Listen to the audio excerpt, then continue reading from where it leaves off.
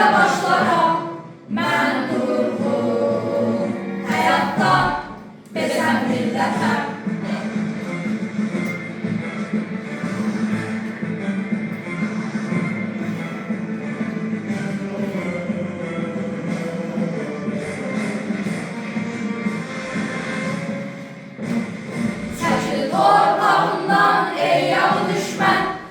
Şeytanın ümidini üzen millətəm.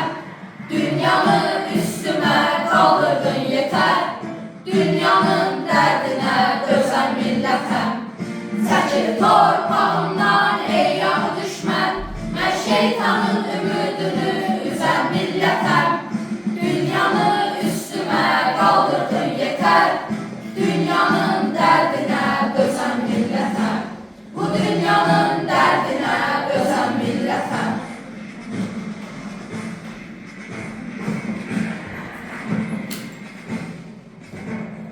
Tarix bizə pay ayırır, onlar yurdu gözəl vətən. Damarımda qanım coşur, Azərbaycan şərbəsinə. Qafillərin ölməz eşqi milyonların dodağında. Biz gedirik gələcəyə, istiqlalın sorağına. Yağı düşmən tarix boyun tor qurubdur millətinə. Əl atıbdır, göz dikibdir, göydən gələn qüdrətinə. Dinlərlə yanan ozar, hər rüzgara sönən deyil. Azadlığa könül verən, bu sevdadan dönən deyil. Azadlığa könül verən, bu sevdadan dönən deyil. Azadlığa könül verən, bu sevdadan dönən deyil.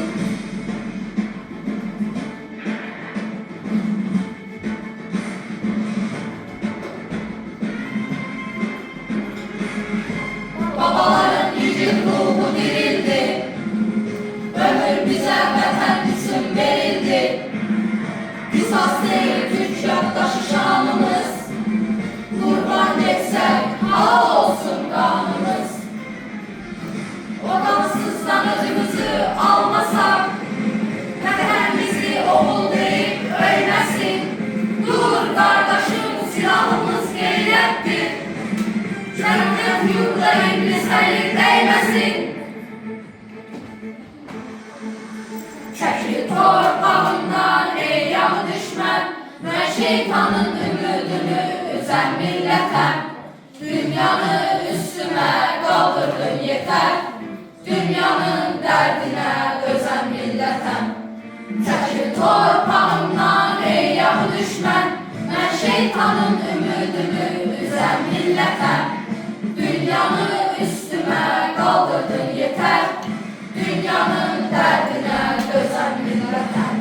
Bu dünyanın dərdinə dözən millətəm. Düşmənin bağrını